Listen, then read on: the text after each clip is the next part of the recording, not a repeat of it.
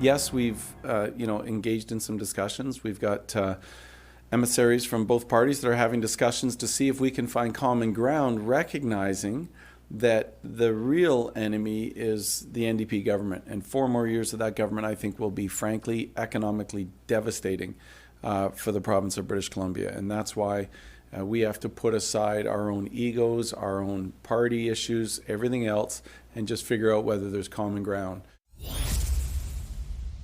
BC United leader Kevin Falcon responding to rumors of a possible merger between his party and the BC Conservatives, as there has been a renewed push to unite the right in that province. Now, a survey published by Abacus Data earlier this week found that if an election was held this month, the BC NDP would likely win another majority with the support of 40% of committed voters. That is down 4 points from November numbers. Now, BC Conservatives are second at 34%. That's up 8 points. With the official opposition, BC United, they're at 13%. That's down 4 points.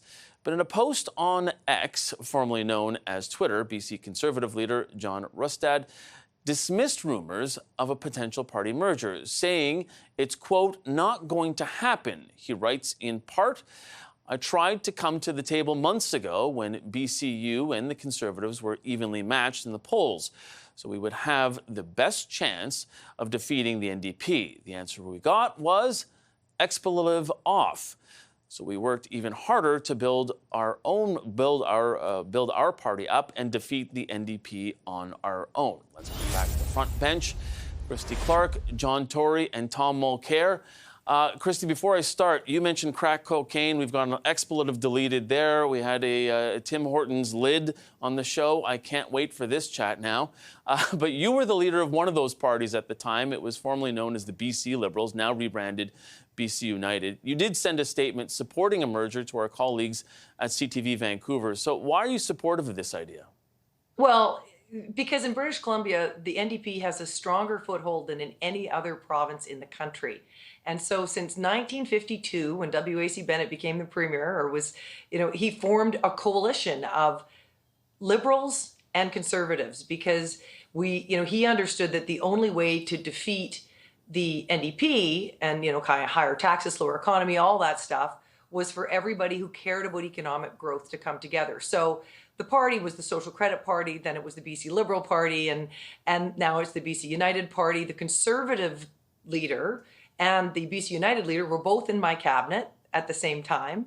And, what they need to remember is that Gordon Campbell didn't become premier in 1996 when everybody thought he would, and he had higher polling numbers than the Conservatives do now because there was a split in the vote. It's also why, although we won the election in 2017, we didn't get to form government because there was 200 votes lost to the Conservatives in one riding. So they absolutely have to come together. We have the slowest economy in the country. We have a record deficit in British Columbia, and not a stick of housing has been built. I mean, this is, one of the finest places to live in the world, and we have the biggest outmigration we've had in British Columbia in, I think, 14 years. So, 7 years of NDP, this is what we got, and I don't think we can afford another 4. And it is only the lack of agreement between these two men that is standing in the way of stopping that.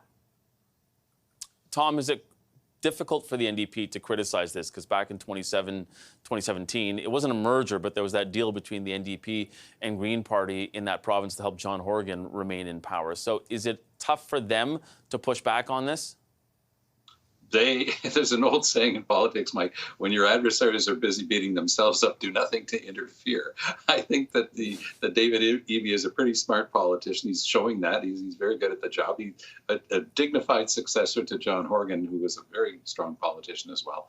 And he's just going to let them have at it. Some of that exchange was rather rough around the edges. And I have no doubt that Mr. Rustad is telling the truth when he says that. Mr. Falcon and his group probably do have some regrets about how that came about. But if you're not able to turn the page on that sort of stuff, you're not going to win.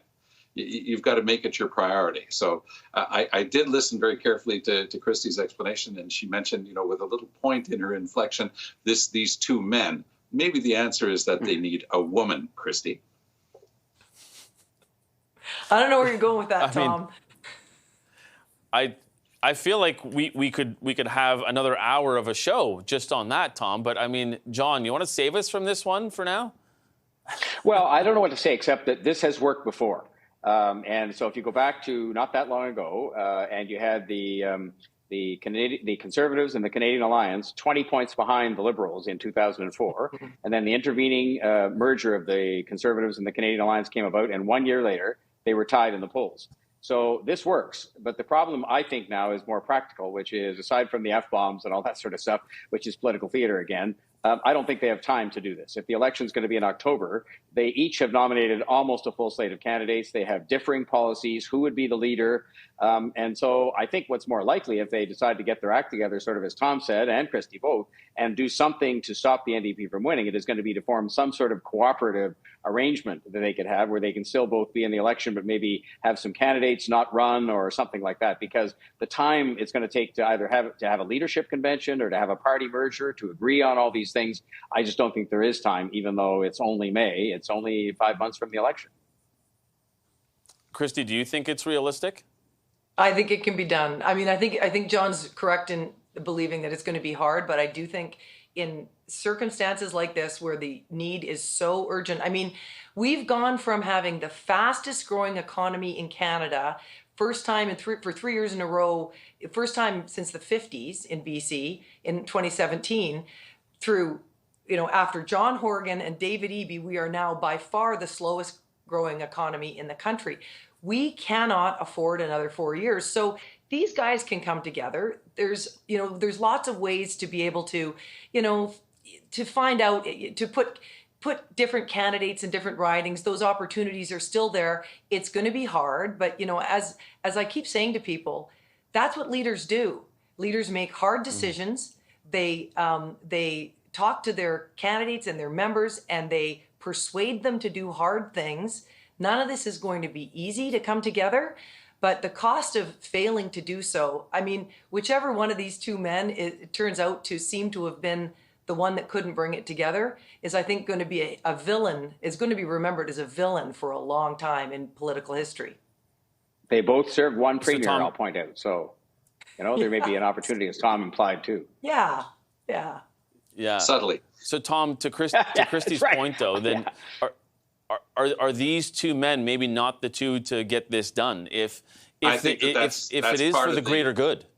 I'm not sure it's for the greater good. We can differ on that. But looking at it purely as a political proposition, I think that when you have Christy Clark and you have Gordon Campbell and you have Bill Vander Zalm out there saying, give your heads a shake, get this done, then there are going to be a lot of members of both parties saying, okay, we've got to get past this. And I do think, and it's implicit in your question, Mike, if I'm hearing you correctly, is maybe it will take somebody else to say, okay, neither of you is going to be able to get past your past bad blood.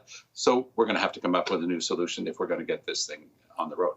In the meantime, the Conservatives and Dave are just handing this, and BC United, which I thought was a soccer club, actually, they're just handing this thing over to the NDP, which, of course, is not necessarily a bad thing in my view.